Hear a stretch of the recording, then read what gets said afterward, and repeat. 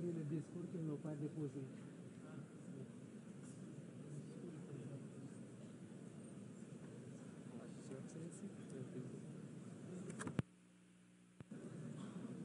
Messieurs les coprésidents, chers collègues, Monsieur le secrétaire général des Nations Unies, Mesdames, Messieurs, je salue le leadership de la France et de l'Arabie Saoudite, ainsi que l'engagement de tous ici présents pour la cause palestinienne.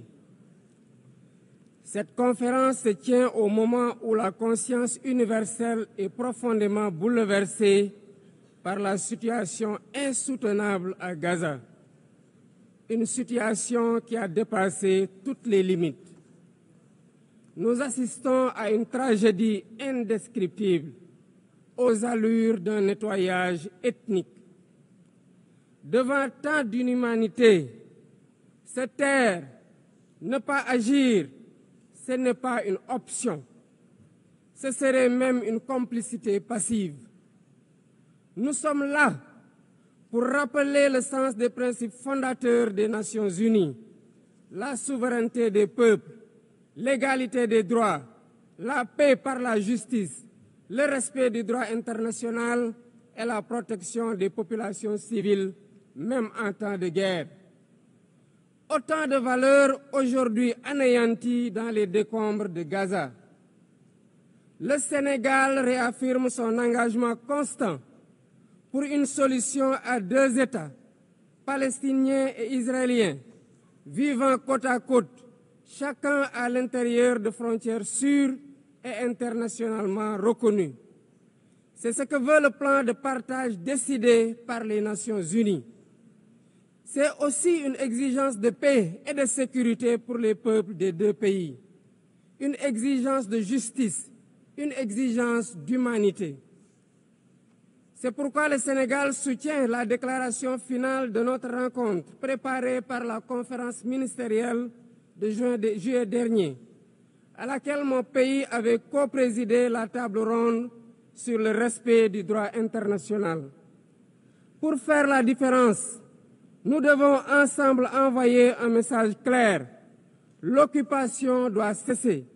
La souffrance des civils doit cesser. Il faut travailler à un cessez-le-feu immédiat.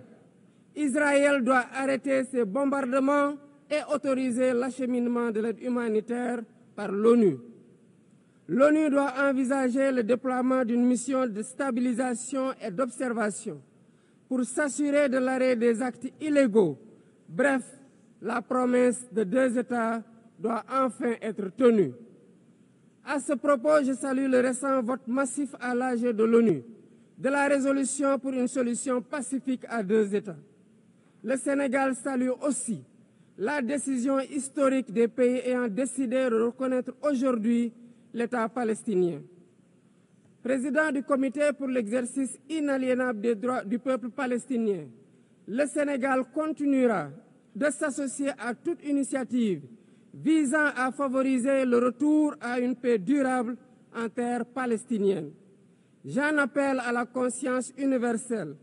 Il ne s'agit pas ici de choisir un camp contre un autre, mais de défendre la vie, de faire entendre la voix de la raison et du droit, et de préserver ce qui fait notre humanité commune, la capacité d'empathie, de justice et de solidarité.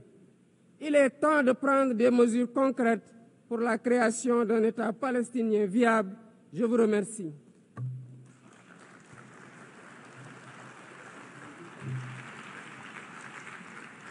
Je remercie le président du Sénégal. Je donne à présent la parole au prince souverain de Monaco.